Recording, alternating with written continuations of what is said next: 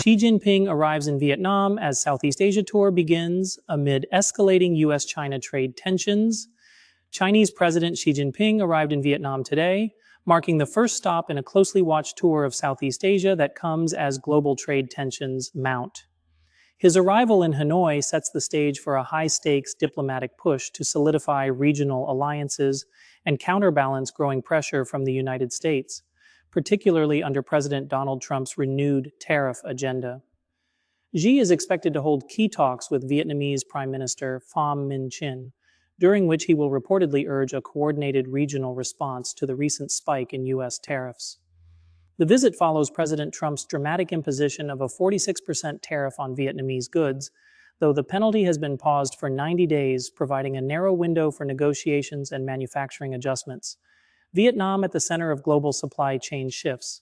Vietnam has emerged as a strategic pivot point in the global supply chain since Trump's first round of tariffs on China in 2018. International companies seeking alternatives to Chinese manufacturing have increasingly turned to Vietnam, spurring rapid growth in the country's export economy.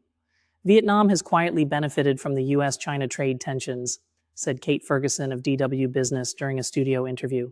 Some companies genuinely moved production to Vietnam, while others relocated assembly operations, keeping Chinese supply chains intact but finishing products in Vietnam to avoid tariffs.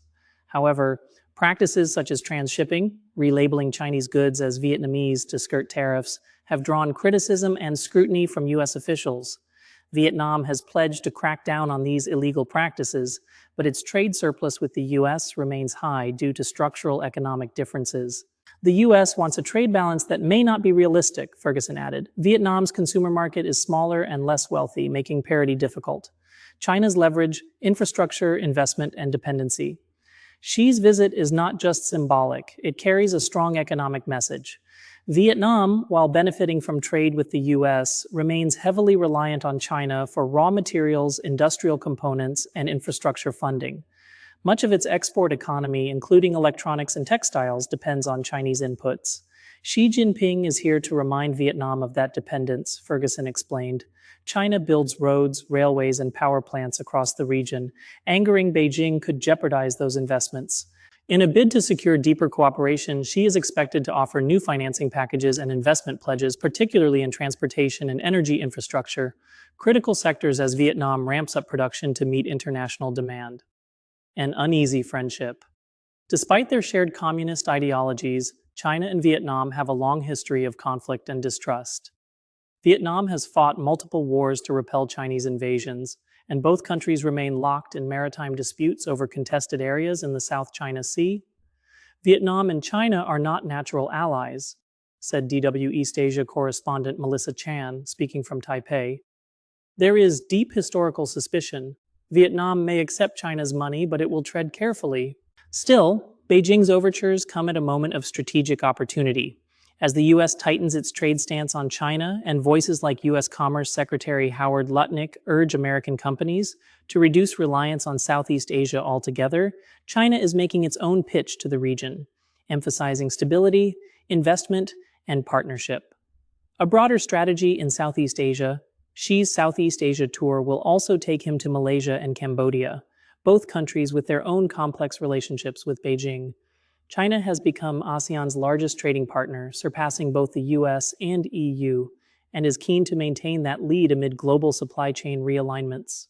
Xi is projecting himself as the steady hand in a volatile world, said Chan. He's positioning China as the economic anchor of Southeast Asia, offering not just trade, but long-term infrastructure and connectivity.